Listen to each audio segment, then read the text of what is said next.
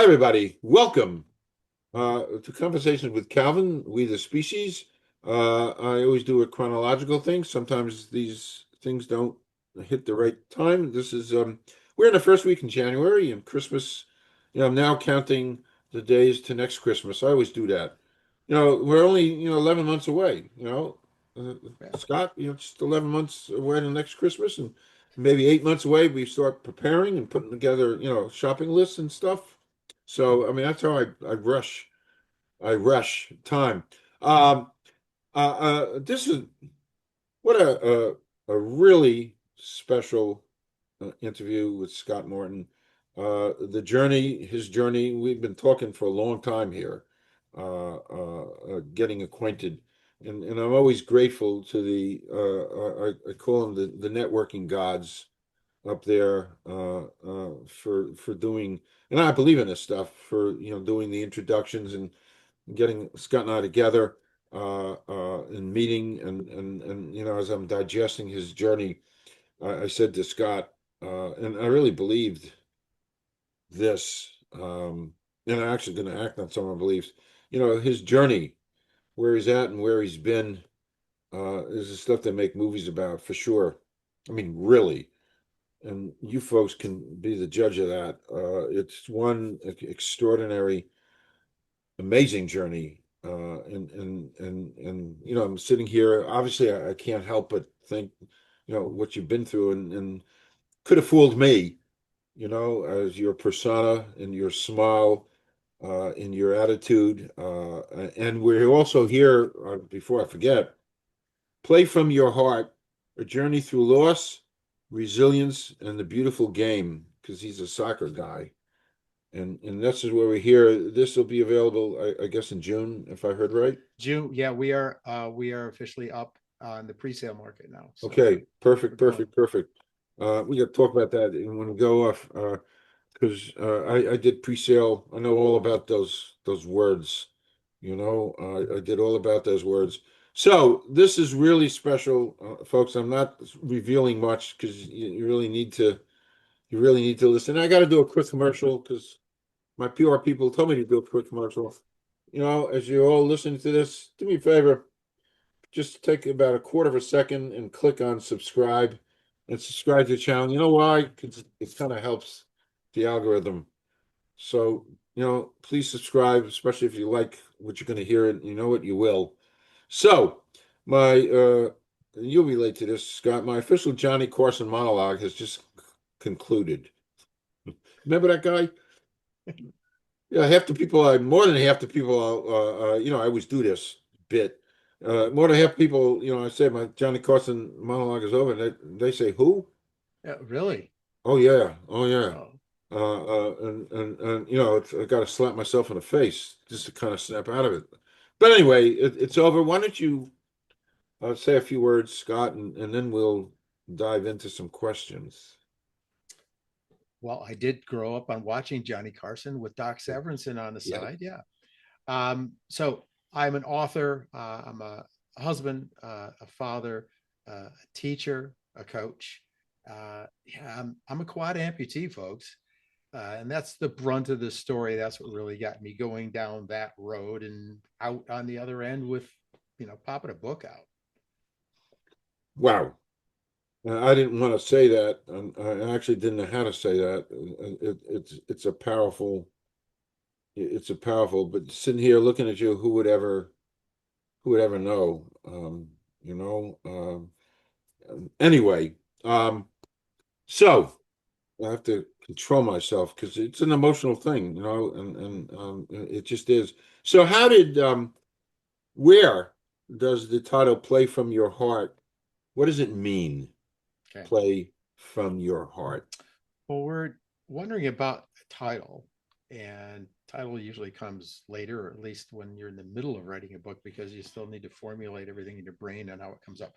There was a thing I always said to my players, and I started coaching when I was a freshman in college and playing at the time and stuff. And I'd always tell my players, turn off your brain and play from your heart. That's where we wanted to get to. Turn off your brain and play from your heart. Well, that title's too long and a bit confusing. So what it really means is we want our players to get to a point with their quality of play so they could not think while they're playing. Because folks, watch the World Cup that's coming to the United States and Mexico and Canada coming up, and watch the players, and you will be able to recognize it, certain players and especially teams when they're playing from their heart and they're not thinking about anything. A lot of it comes from look on the sideline and see if that coach is yelling at the players and giving them instruction. The better coaches sit down and shut their mouths and they just let the players go.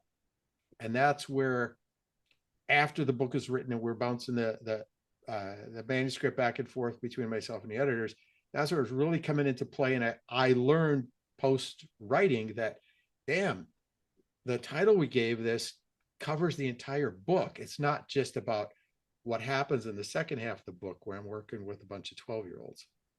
It's about the entire book. I had no intention of knowing what that was going to be, Calvin. It just, wow, this fits. So play from your heart is a lot shorter than turn off your brain to play from your heart. So that works. Okay. You mentioned, and we are going to go off topic because there's great chemistry here. You mentioned the World Cup. I'm trying to process. It's almost in the news every other day here because it's going Oh, to be here. wait, It's going to be it's here in coming. Jersey.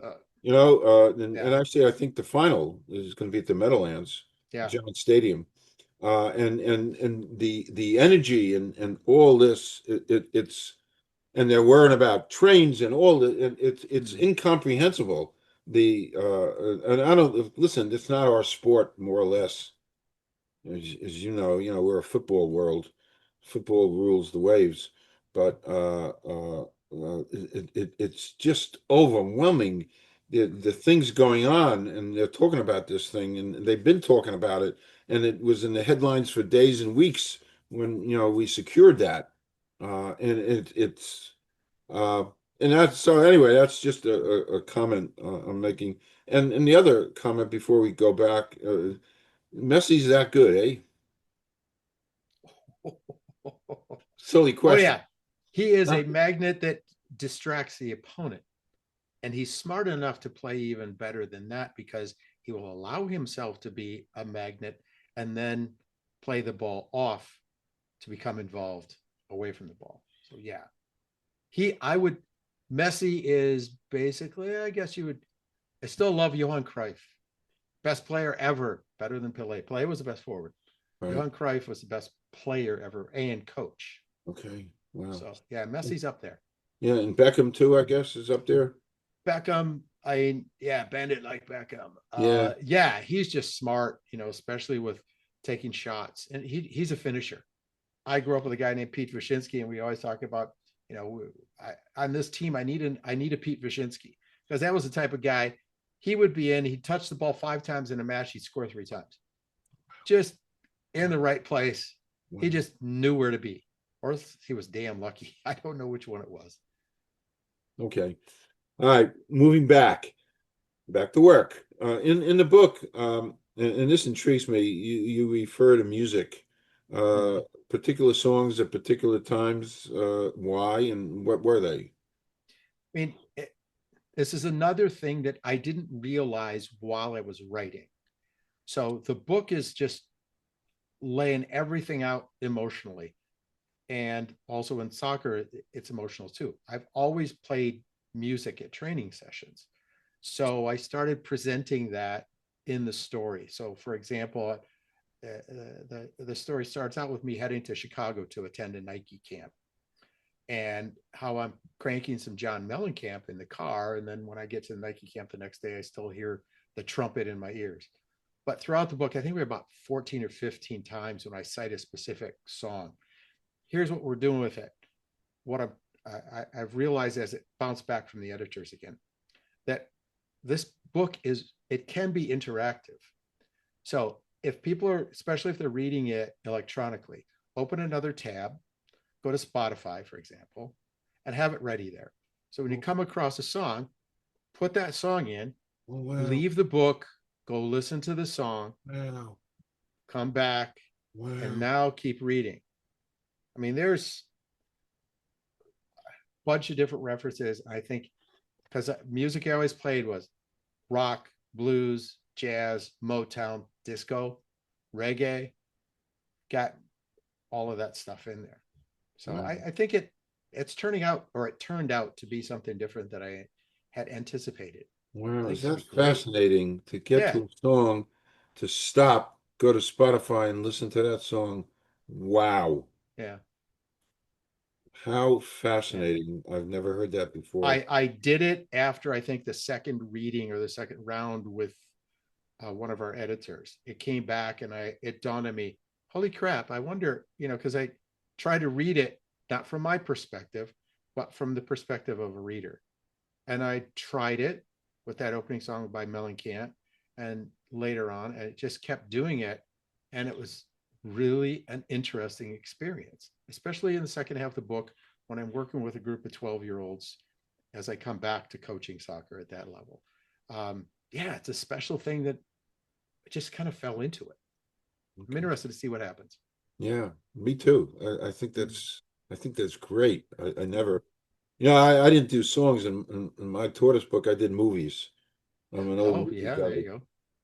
I must have 50 references to movies in my book because each Okay. movie I take out a little slice of life from it and the Mm. lesson learned and stuff so I can understand. You did movies. I mean, I did movies, you did songs. And I got Mm. songs in there too, as I mentioned. Interesting. So, in your life journey, you wind up going to a Nike camp. Mm. Why did you go to a Nike camp? Because this is going to change your life. Yeah, fork in a road type time. Yeah. So I went to college. I was a soccer player before college, after college. Yeah. I was a soccer rat. But I went into education, and I was teaching social studies and history at the high school level, enjoying it, and coaching the boys and girls soccer programs, wherever it was. And an opportunity came up for me to go to the college level. Well, I had already had an opportunity to, after college, to maybe go work as someone's assistant at a Division 1. I didn't want to do that. I wanted to go out and learn the game more. I would go to Europe during my summers and take players from the United States and play in top tier tournaments, and working my way one rung at a time up the coaching ladder. And an opportunity finally came around to coach at the college level. It was Division 3. That's where I wanted to start and win a national championship and work my way up, earn what I would, finally get to that point of being Division 1 and then go win a championship there. Well, finished my first year. This is at the University of Wisconsin at Eau Claire. Uh, and my first season, I mean, it was the first year of it as a varsity sport there too. We were nationally ranked. So Wow. things are going well. Was Heading over that to Division Europe, One? Division 3, Division Division Three. Three, Okay. starting down there. Yeah. And so it was proving some on my concepts were being proven. I was heading over to Europe again. This time, a good friend and I had hand selected college players from across the country to go play in the 3 major tournaments over there. All set. Had 2 weeks of youth camps at the college, used my players. They were able to get paid for doing that. I didn't take a dime because it should have been for the players for income. And Nike called me and said, "Hey, we heard some good things about you. We'd like you to come down to the regional camp. 100 of the top players from the Midwest are going to be there." Oh, shit. Yeah. When do you want me, So showed up there, but this happened, Calvin.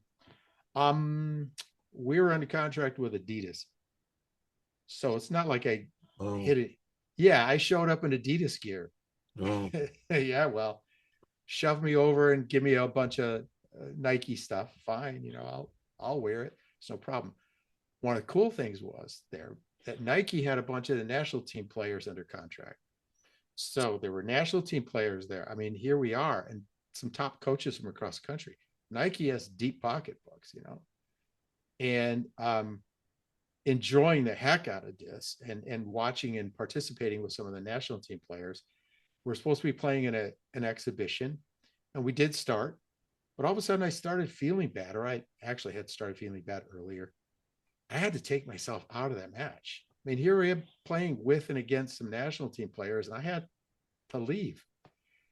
I spent that night either throwing up profusely in the bathroom or shivering and sweating like crazy in the dorm room.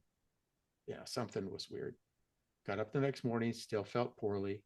scribble a note on some, gave it to someone and taped it on their door that I had to excuse myself. I had to leave. No idea where hospitals were outside of Chicago.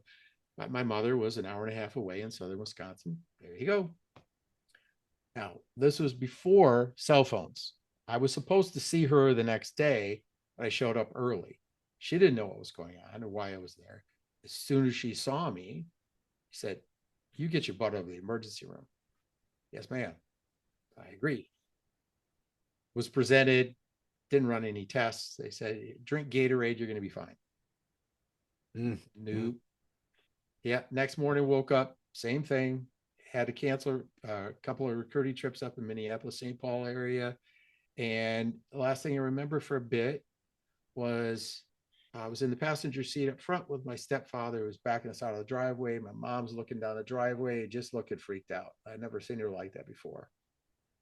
I woke up a month later from a coma. Oh, wow. Yeah. And not knowing what the heck was going on. Mm. Cut to the chase a bit here, Calvin. Doctor came in and started talking to me about some illness, group A strep with necrotizing fasciitis. Now, I couldn't move. I didn't know if I was paralyzed yet. And from what I could see out of the corners of my eye, my room was full of medical machines, cards on the walls, mylar balloons that were starting to sag. What the heck was going on? Then he said, "The media likes to call this the flesh eating disease." Boom. Now, people, it's not bugs that eat flesh or anything. It's just how the body reacts with white blood cells.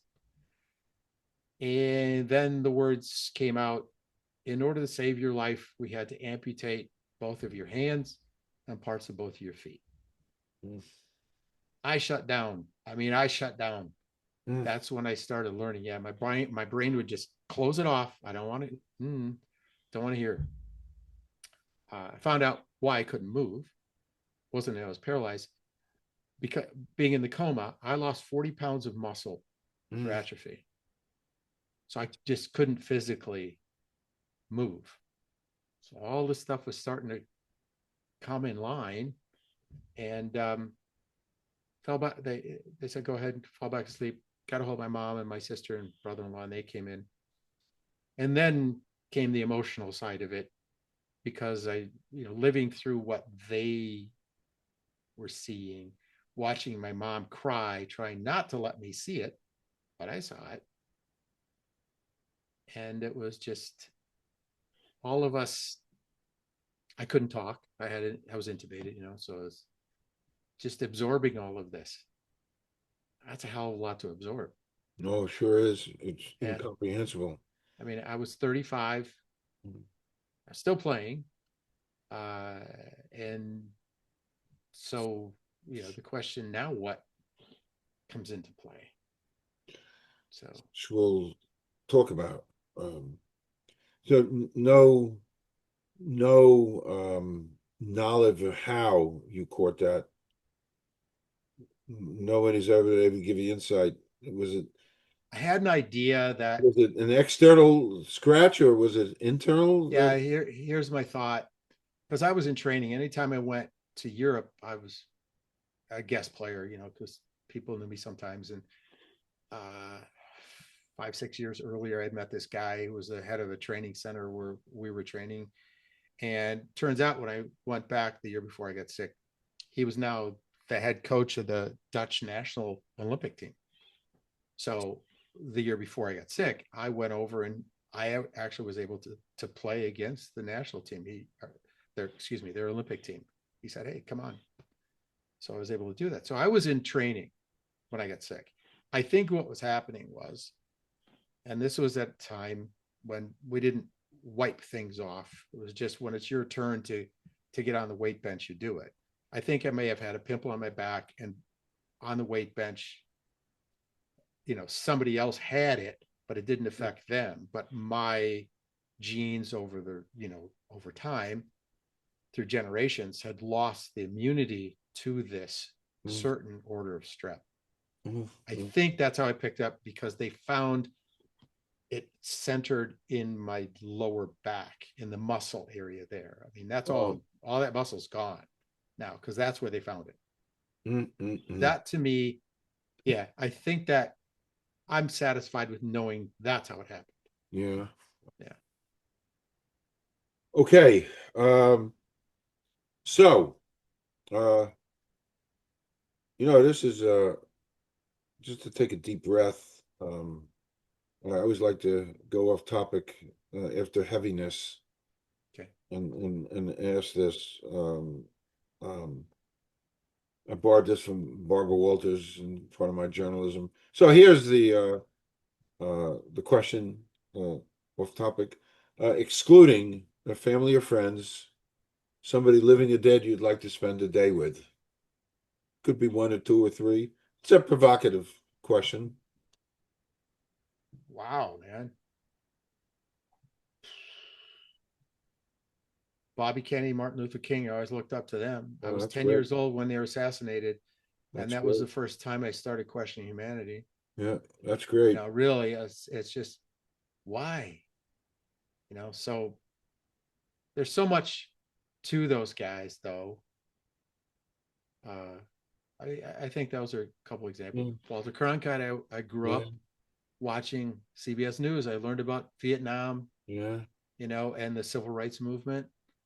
A lot of that is underlying. That definitely yeah. had an effect on me for who I became. Okay, yeah, and we can kind of tie that in later on. Yeah. Uh, yeah, actually, in my book, um, I write about Martin Luther King quite a bit.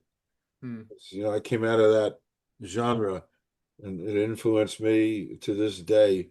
Yep. And actually, I had it's a parenthetical how he influenced me because he was 6 blocks away from my house giving a speech at a temple in Newark, New Jersey, in February 1963, Yeah. before the March on Washington. And I was 17, so I was certainly old enough to know who he was Oh yeah. and stuff. And I did not. I could have sat in the first row, boom, 2 feet away from Dr. King, and Hmm. absorbed. And whatever I was doing, I didn't do that. So that became a life lesson for me. That Hmm. never again am I going to let an opportunity like that Yeah. slip through my hands. And I've jumped back and referred to that whenever I'm hesitant about doing something. And I say to myself, I could have been 2 feet away from Dr. King. So anyway, good answers. Moving on. So what was it like to transition from the open doors of being a white male in athletics Hmm. to Hmm. being disabled? It's like almost overnight you're now Yeah. disabled. How did that feel? Yeah. There are examples I shared in the book about finding out what it's like to be on the opposite side of that through discrimination, job discrimination, and cowards that don't admit to it or that they're uncomfortable, but just hide behind it. An example I use in the book, Calvin, truly happened. Later on, I ended up resigning my position at the university. I ran into the brick wall of depression, and we'll get to it, I'm sure. Mhm. I went out east. I had a couple of interviews out there just to see what else was out, just to try to change my life in some way, refresh. Had an interview at a university I will not name, and I was walking down the hall and stopped to get some water, and I heard the athletics director's voice yell across the hall because I think his secretary is across the hall, and I'm down the hall. Why did I just interview a guy with no hands for this position? What the? Mm-hmm. Mhm. Yeah. There are many examples. I have learned, Well, man, how dare you? I mean, my resume is right there. Yeah, it was a horrible situation yeah, about humanity. That again, that God, I don't. know It's the not a. It's insensitivity. not cool. Yeah. It boggles the mind. It just boggles the mind. As much as we're enlightened in the age of AI and the age of enlightenment, we're nowhere near where we should be. Oh no way. No, no. nowhere's near. Wow. Um, you just said it, and it's kind of the next thing I wanted to ask. Uh, you described running into the brick wall of depression, and you had that, and how long did that kind of hang around? Uh, I think, and this was 93 when I was sick. Okay. I think it wasn't until I returned to Wisconsin 7 years ago. oh, okay, We'll dig into all of that, and and the rationale and the ending of the book is what okay, provides clarification. okay, okay. That's a damn Um, long time, man. okay. So in my notes here, there's a $10 million malpractice lawsuit, Mm. and you talk about it in the book, but talk about it now. What is that? Well, as I alluded to earlier, when they released me, I did during for the trial. There was preparation. I mean, it took years to finally get the trial, folks. I mean, that's real. What you might see in a movie and shows, it takes years. There was, it came out. I presented myself. They took my temperature 102.8, 102.8. Didn't do anything. Didn't, Are you kidding? yeah, didn't check my blood, which is what the trial was all about. Oh, Yeah. wow. After I was released, it was bothering me. And I was comfortable with, I would say, the guy that saved my life, the head of the intensive care unit. I called him, and this is in the book, and asked, what caused this? And we don't know. And he told me, like we were just discussing before. And then I figured it out, I think. He said, you're asking the wrong question, Scott. What are you talking about? He has to be careful. He finally got down and you need to look what happened in the emergency room. What? So that's when I went and got an attorney. And that's when he said, damn it, you got a case here. Yeah. So that's when that 3.5 year process started to get us to a point of a trial. 2 weeks long, $10 million. It came down to one thing. Their expert witness saying it wouldn't have mattered even if they had taken a blood test and found. Ours saying it certainly would have. And for 2 weeks, there's times when the defense attorney would jump up. So we had an article from Women's Day magazine where their expert was quoted as saying that at certain times there are opportunities for antibiotics to work on this. This is back in the late 90s. I mean, it was out there. The media, people might recall the flesh eating disease, folks. It was out there. So people knew about it. And this guy was cited in Women's Day. So the defense attorney jumps up and says, you know, I protest this.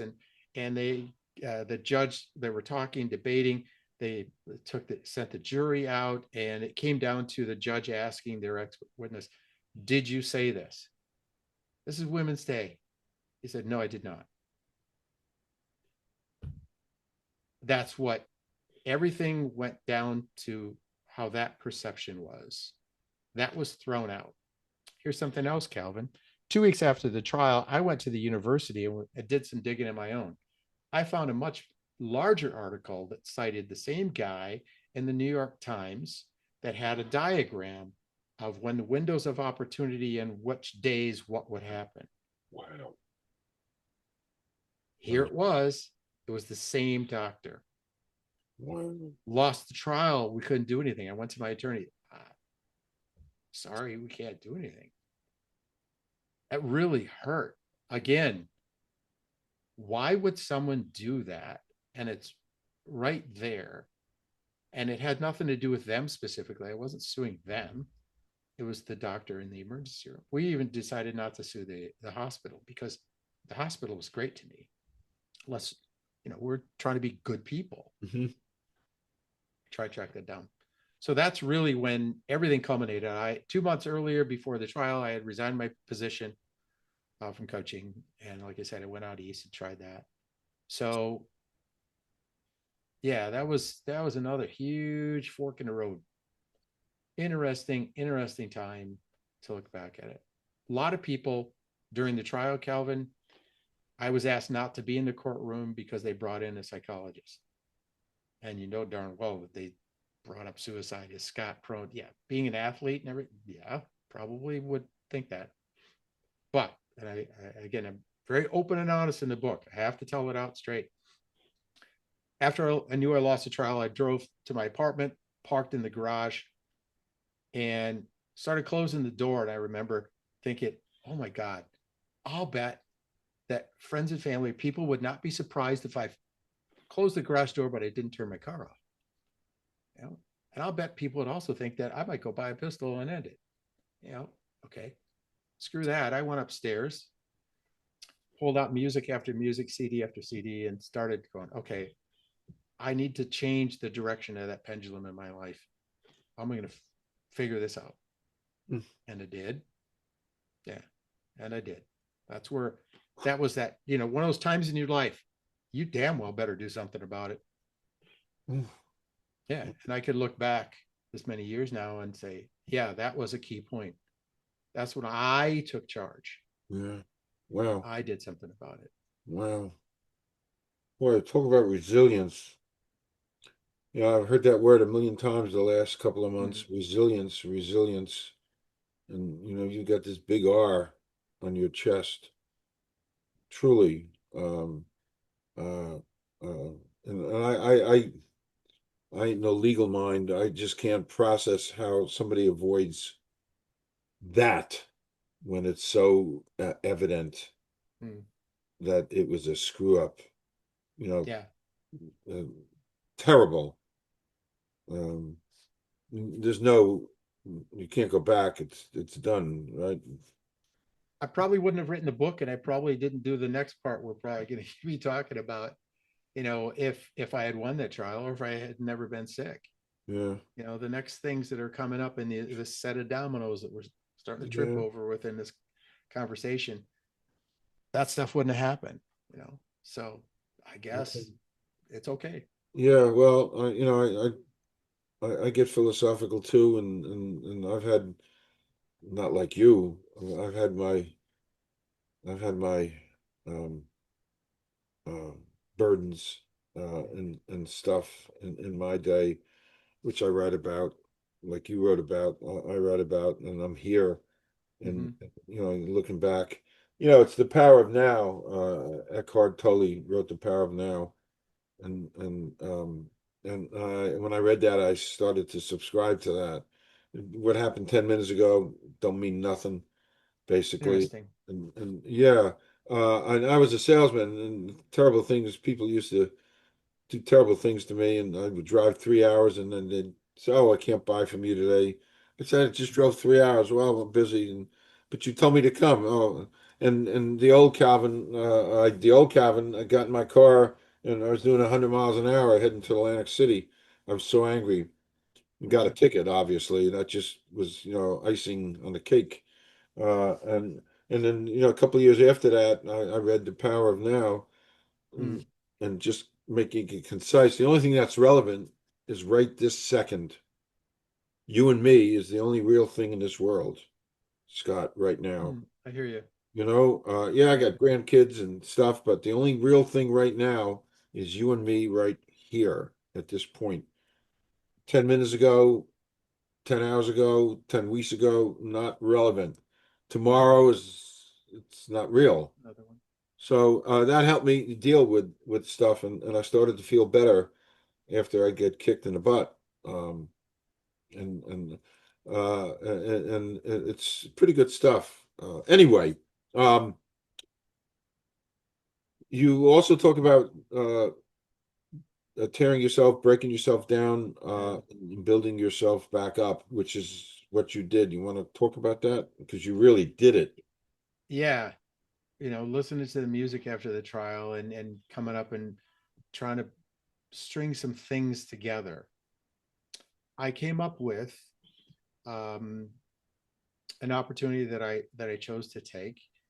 There was a coach out in Olympia, Washington, at a smaller school, Evergreen State College, that said, hey, why don't you come on out? I don't have any money in my budget, but he knew about how I looked at the game. I applied mathematics, angles and percentages into our play. And but without any income, what the heck was it? So it's like, screw this. I'm gonna break. I'm gonna go back to the beginning. I'm gonna break myself down. I need to be there so I can build myself back up. Just totally. If it didn't fit into my car, I sold it. I took all of my awards, medals, plaques, blah blah blah, whatever, pitched it. My cat, and you'll appreciate this name. My cat Bogart and I. Wow. Yes, Was he named after Humphrey? yes, he was one of my all-time favorite actors that I respected a great deal. See, we have a tie here, buddy. We Yeah. sure do. Uh huh. And like, yeah. Oh, here's where music comes in too. So I'm flipping through.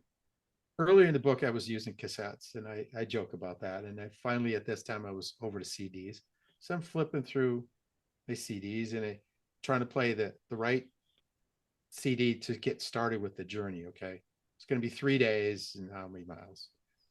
And I look and I see Jackson Brown's album "I'm Alive," and I just, whoa, nah, that's too obvious. We're not going to play "I'm Alive." So I'm flipping through here. Here's Tom Petty, and I slipped that in, and the first track was went to track 2, and I won't back down. Yeah. So I left my apartment in Eau Claire, Wisconsin, cranking Tom Petty. I won't back down. And perfect. It truly did happen. It's exactly the way I wrote it in the book. And that's what carried me out there. I met John Wedge, the coach, and we had an agreement that I'll work for him for free and work with his tactical side with his team. Not a bad team. But because he was a well-known coach, I said, hey, John, you need to try your best to try to help me find a route back into being a head coach. So the next spring turns around. We had a decent season with John, and he was friends with the head coach at Gonzaga University. And he knew that he was going to leave. He was leaving Gonzaga, but he didn't tell anybody yet. So John had the idea and got the guy to agree to it. I would come in, I would be named as his assistant, slide in as he then, after he named me as assistant, he would then resign, which would force the university to slide me in as the interim head coach. Well, at the same time, the university hired a new athletic director who was not aware of this agreement. Oh, Yeah. So I showed up, and he knew about me coming as an assistant. What the athletic director did by not looking at resumes, he took the prior year's assistant coach and made her, this is for the women's team, he made her the acting head coach. The first time she had coached competitively was the season before as the assistant. that's it. First time. That's it. That was, what a pain. I write about this in the book. I ended up having a hard time with that season. The athletic director, when the job was coming around, said, I want you to apply for it. Well, something then next happened that made me leave soccer altogether. And it's probably, I'll bet you're going to be asking something about that coming up. So it's interesting how one thing leads to another. Yeah, of course. It all meshes together. Yeah. And yeah, it's one big mesh or mess or mesh or whatever you want to say. Before I get to that, this is really close to me and my soul. Now we've got a story. Now you're leaving soccer Mm-hmm. and you go and adopt 5 children from Romania and Ethiopia. Ethiopia. And that's a wonderful mountain to sit on top of because I've adopted and Mm-hmm. I know the feeling. So Mm-hmm. talk about that. I mean, that's And a this is wow. one of, I have no idea. We were talking earlier about where the heck do these things come from. No clue. Watching a news program out of Seattle, there's a family. that they had on who had adopted two children from Haiti. I think it was a flood or something that Yeah. happened in Haiti, and they adopted them. Something occurred inside of me. I'll just say it as the light bulb went off, above my head. I'm supposed to do something with that. I have no freaking idea what the heck that means. So I started looking at adoption.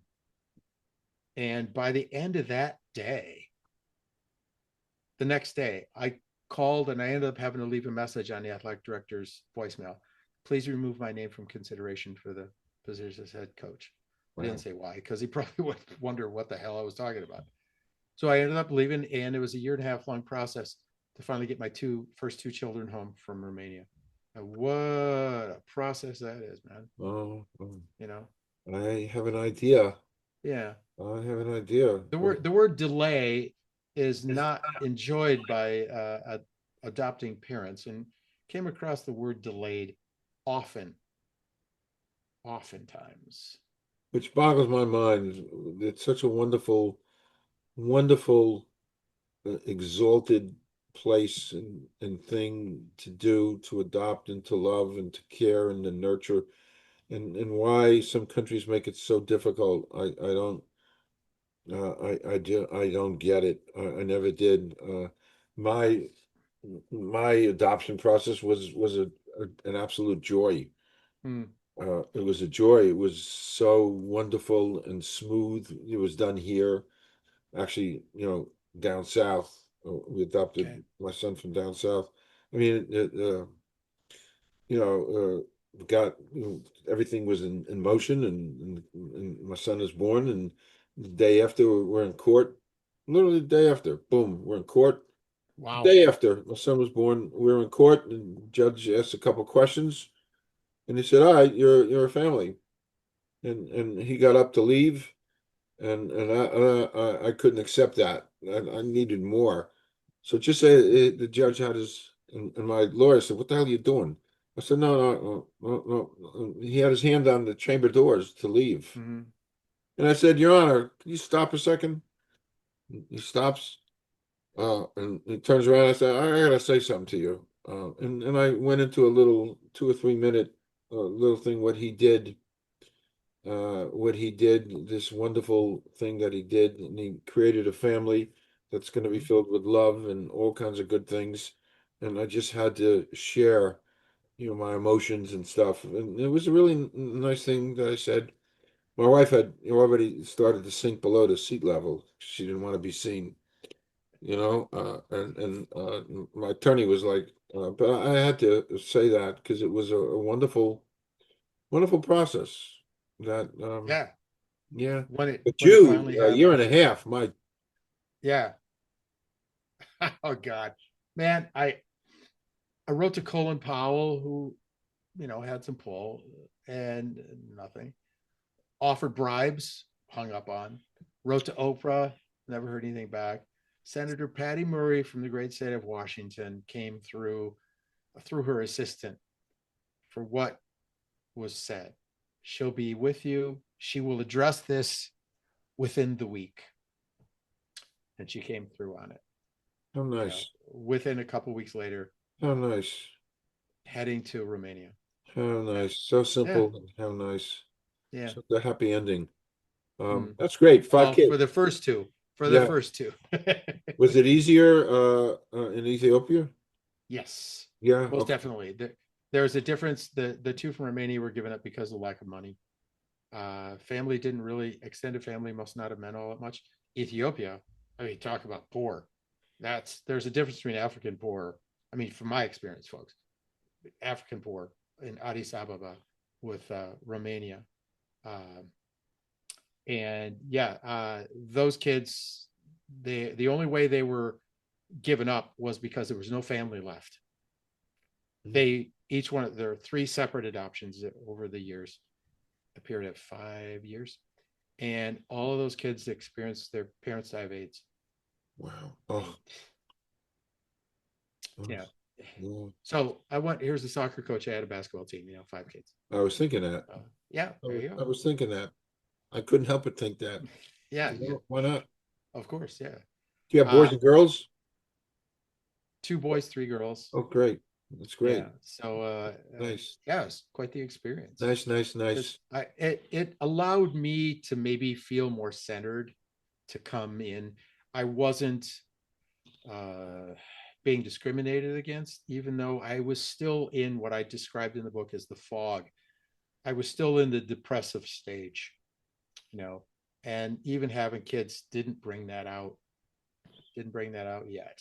Okay. You know, that would take some time Yeah. Okay. and some more experiences. Yeah. You know, I'm sitting here absorbing you, your energy and your smile, and yeah. Well, it's nice stuff, and So on one side, I absorb this, and your attitude, everything, the positivity that emanates from you. Yet on the other side, what you've been through and all of that. So, there's a dichotomy there. Uh, Hmm. uh, um, an interesting dichotomy, a real dichotomy that people are going to read about and hear, and Hmm. maybe go to streaming one day and see it, because it should be seen and heard. And it's part of my little mission, because as I absorb all this, it's a wow. Hmm. I used wow very judiciously. It's not a word I use a lot. It's a basic word that kids in fourth grade are using, but I use it. And you are a wow. Yeah, you are. Yeah. Um, so, what led you officially to return to coach a third level group, 12-year-old boys? You're back. Yeah. You call them soccer rats or something? Yeah, they were my soccer rats. I mean, to me, a soccer rat is, well, the same person I was. I just, a gym rat, a tennis rat, a person that, I mean, you had a ball with you all the time, and that's how deep you are into it. It could be a tennis racket or a football or what. That's a rat in that sport, and that's what these kids were. So, I was away from the game for 20 years. When my youngest got into like junior in high school, like, okay, she's cool with this. I'm going to get back in. And we were in Bellingham, Washington at the time. There was a large club there, and it cost parents thousands of dollars for their kids to play in this club.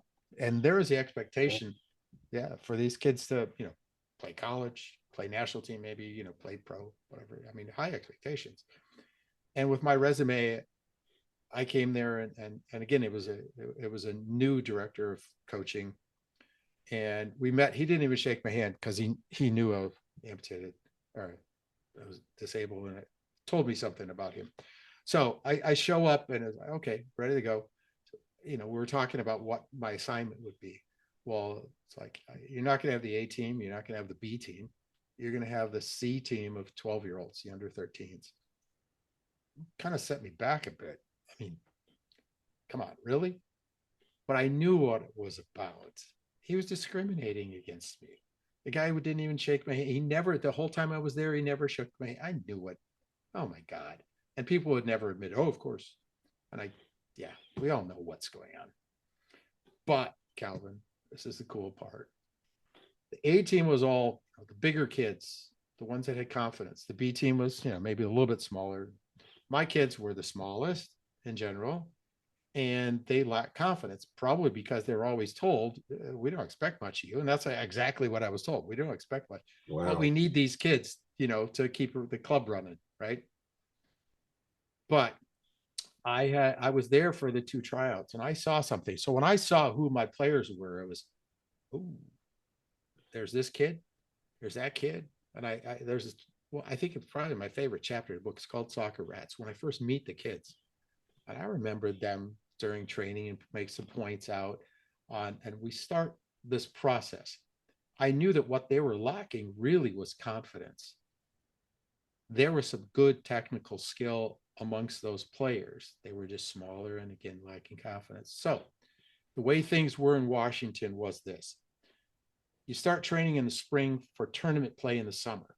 Tournament play, then in the fall, you start playing state league, 18 match schedule.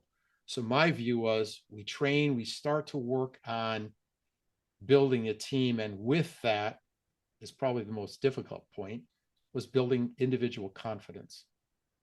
And it would come with me, first of all, being extremely open and honest about who I am and with my disabilities. And it even was, call me Scott, please. Don't call me Coach, Mr. Martin, or whatever. Just call me Scott. We're going to be working together, guys. And they got it. They started asking me questions every once in a while about my disability, or what about the disabled community. And they started showing an interest. And at the same time, I started giving them more of a leash on how we were doing things. And they're starting to come to grips with a mantra that I always had. And that was, my mission is not to teach you, but to put you in a position to learn. Very different from the other coaches who were just here's run from disc A to B and you're going to do this and that. It was also structured. My mission is not to teach you, but to put you in a position to learn. Wow, what a great mantra. I mean, Wow. followed that. Wow. When You they really get it, think about that. I'm giving them free reign. Yeah. And it scared them at first. They didn't know what to do. Because there was one player I mentioned in the book, Isaac, that always, his coaches were always dictatorial. You know, in American football, you run a play. In baseball, you have hit and then run, and everything's finite. Soccer, it's totally free flowing. I always looked at it as Jackson Pollock drip painting, the artist from the 40s and 50s. If you were to put a soccer ball when you're playing and you've got 11 players and each one had their own color, and you were looking down on that, and every time they touched the ball, their color would show. Okay. If you're looking down and filming this, what would develop would be a Jackson Pollock drip painting. That's Yeah. how I saw the game. So again, we use music in this to help him. It wasn't from them. The music was not for them to listen. It was for me to get a metronome for their play, for the style and for the balance and for the way we played. And there were certain concepts that had to be followed, but otherwise, let's go be creative. It always takes a longer time, but they get it. So by the first tournament, they had an idea. They won the first match, and I knew, okay, all right, guys, you lack confidence. Now you've become arrogant. So I let them go get their butts kicked. In the second match, they had their butts kicked. I knew, okay, that's good. That's a good thing. They learned something without being told. They experienced it. Yeah. And have they foresee the rest of the rest of the season? You saw a marked improvement? Wow. I approached the A team coach and the B team coach. A team coach said, no, we don't want to scrimmage. Jose, the B team coach, and we They're every Wednesday, afraid? what's that? Are they afraid? The A team? Afraid to Of course they were. If they lost, I mean, they had Sure. nothing. There was nothing for them to. Yeah, there was nothing. Especially that guy never. He was one that never shook my hand. Also, Jose, the B team coach, though. Yeah, Scott, that sounds great. Let's do it every Wednesday. We go against each other. First time my kids play. We lost like 7-0. But chip it away, chip away, chip away. So the summer went. We made it into the playoffs with the second tournament, and tournaments 3, 4, and 5, we made it all the way to the final. I mean, they became these are big tournaments. Yeah. 3 straight Wow. championship finals. But Calvin, oh, by the way, we ended up. It took a little bit. We ended up beating the B team in scrimmages. You see where this is going? Sure. Mm-hmm. Yeah. Wow. But we lost every single final. But at the end of the summer, I was instructed to meet with players individually with their parents. And we rated, I was told to give them categories and rate them 1 to 5 on certain things. All right, so we did it. But I ended each meeting with the same question to every single player, looking them straight in the eye. How did losing in that last final make you feel? Every single kid was mad and said, that's not happening again. I knew then Mm. confidence confidence was no longer an issue. You're not going to be mad about losing if you lack confidence. You're only going to be pissed if you have confidence in your play, in yourself. Wow. And so you can mold, and I find this fascinating. You can mold and train and do the stuff you do as a coach. And wearing the title of a coach to me is a precious, wonderful thing, Yeah. coach. And so you're able to see the results, especially that mantra thing. And I think that's great. Wow. Yeah. And I love stories like that. I forever, every 6 weeks, I watch Hoosiers. Oh, yes. Oh, God, yes. Right Literally there. every 6 weeks. Coach Norman Dale, I must have seen the movie, honestly, 100 times. And what I love best about the movie, it's a true story. Yes. It's Milan High School in Indiana. Hmm. 75 kids in the whole school. When they went to the championship game in Yeah, Bloomington and he yeah, took out and measured the height. that's right. Yeah, That that exactly. Hey that was guys, all coaching. yeah, he put him in a position to learn. Yep, You know, correct. And that's take all he it. wanted to do to make them learn. All he wanted to do. And so I'm listening to you talking about that, and I'm thinking of Hoosiers the whole time because Mm, these are young kids too, and I early on when I first started watching Hoosiers, when they said it was a true story, I went roaming around YouTube and I actually found the game. It's on YouTube. mm. The real Really, yes, I've pulled that up. Yes, I have pulled that yes, up. It always intrigued me. yep. Always intrigued me. Intrigued me because basically it was a true story. Exactly. And Yeah. Bobby Plump, that's his name, Mm, the guy who sank the last, not Jimmy Chitwood, but Bobby Plump. God, I know that movie back and forth. Oh, I love that movie because it's what I love about it's all about, and listening to you. It's all about coaching. well, You know? Miracle on Ice. Oh, Same. I was thinking that too. Herb Brooks. Yeah, Same. was he a Minnesota guy or Wisconsin guy? Yep. Minnesota. Minnesota. He Okay. he he had a couple of Wisconsin guys on the team though. Yeah. Okay. Oh, he had a couple of Badgers on. Well, Okay. I did a lot of my. I think a lot of my background and my influence from coaching came from John Wooden. Oh, You know, oh, he oh. was tricky. He played mind games to just again lead them so they learned it on their own. Kind of jockeyed them in a direction, Not but they enough. experienced it. Not enough is said and done about John Wooden.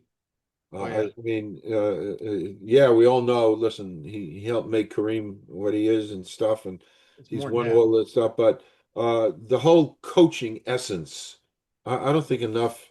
There should be a life story, John Wooden. On Wooden, that's a great idea. There should be somebody, Yeah, who could play him.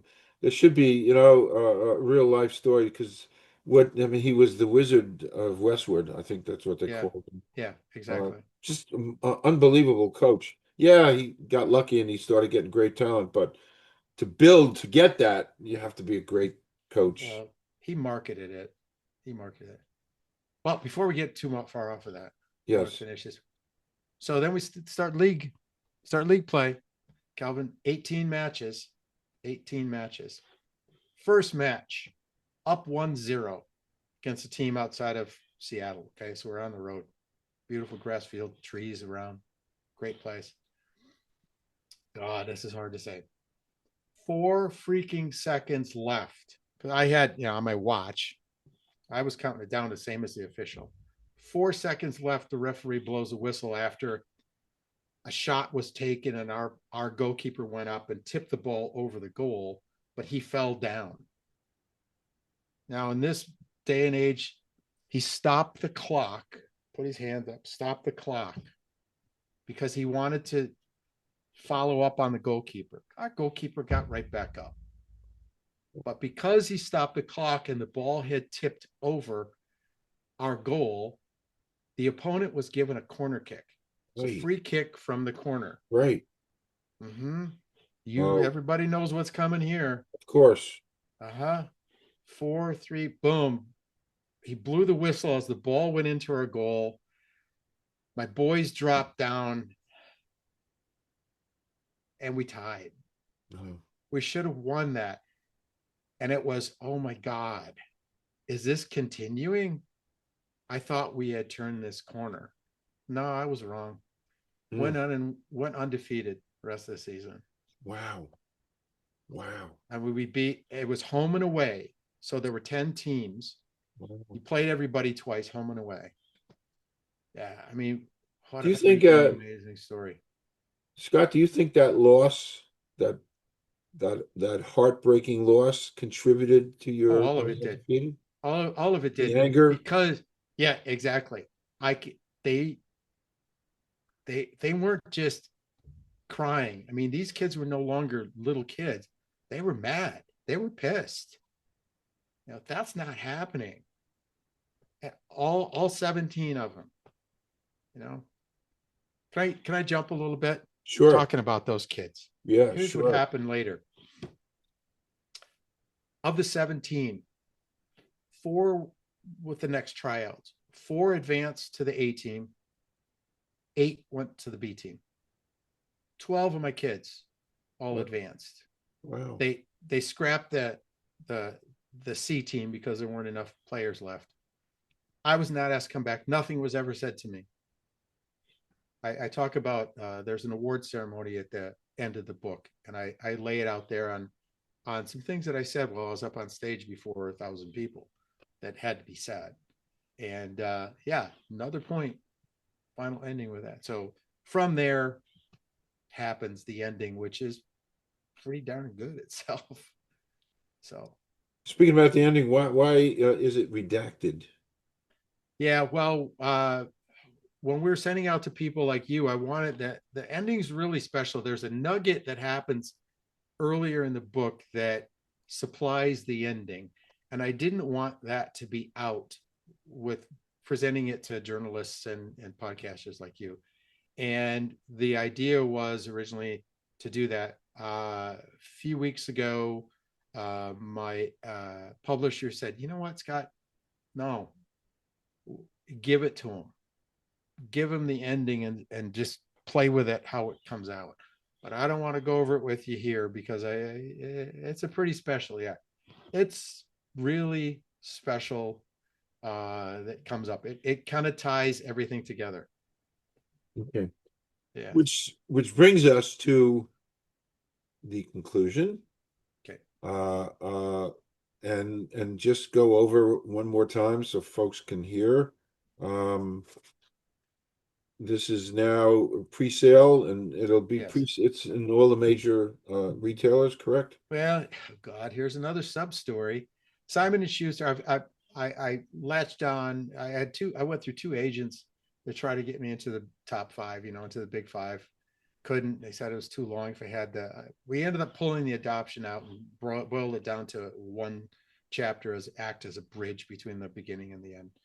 So we shrunk it down, and I fired the last agent. I said I'm going to go do this on my own, and I found a really fantastic independent publisher out of New York, Usher Morgan with Library Tales Publishing. Has given me. I said to Usher, we started getting the market. Hey man, I want to do this on my own. I'm sorry, but I just have to do it on my own. So he said, carte blanche. Let me know if you need me. So anyway, Simon and Schuster is our distributor. Huge, right? Yeah, Well, Simon sure. and Schuster is dragging their feet.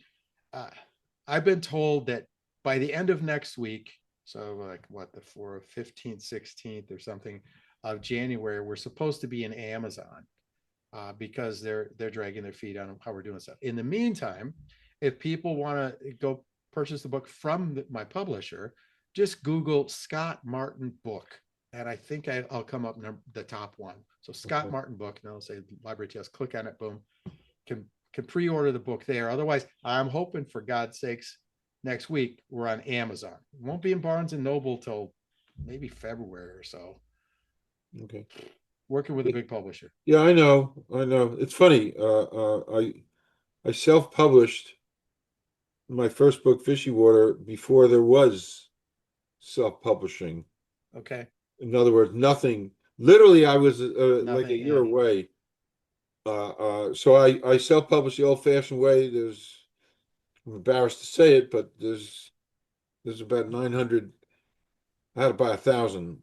I had to have printed 1,000 books to get a really good rate. So there's Oh. 900 in my garage for 20 years of Vichy water.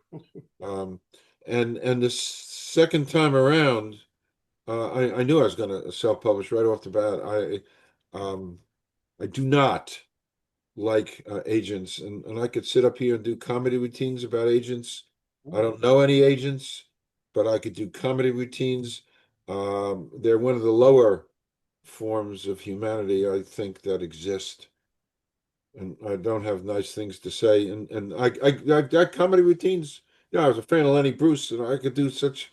Oh. I Okay. look at. Yeah, I love Lenny Bruce, and I could do such routines on agents. They think whatever they think of themselves, and they're nothing. Mm. Uh, you Well, know, I got lucky. you. I I mean, I, I got that's just I great. got lucky. A small publisher. He also does films. And you're mentioning about my book and possibly when we were negotiating the contract, I said, the couple of paragraphs about films in there, let's pull that out because I want to focus on the book. And if we Sure, happen to get to there, I don't want that already, holding me up. Let's one negotiate step at a that and time. some one step at a time. Exactly. Yeah. One step at a time. I never, never, and it still doesn't. I think my book is a great movie, phenomenal movie, real. But I wouldn't ever think about that until somebody knocks on my door. Yeah. I don't care. And I'm self-published, and I'm proud of it. And my Should be. second, third book, self-published Yeah. completely. I don't even contemplate even getting an agent. Forget it. Mm. Don't like them. So, um, let's I'm inviting you officially inviting you to come back. Uh, Sure. at any stage, at any place, any time, come back. Let's talk. We can do soccer talk. We can do whatever. Hey, Well, there are no rules here. I thoroughly, totally enjoyed talking to you.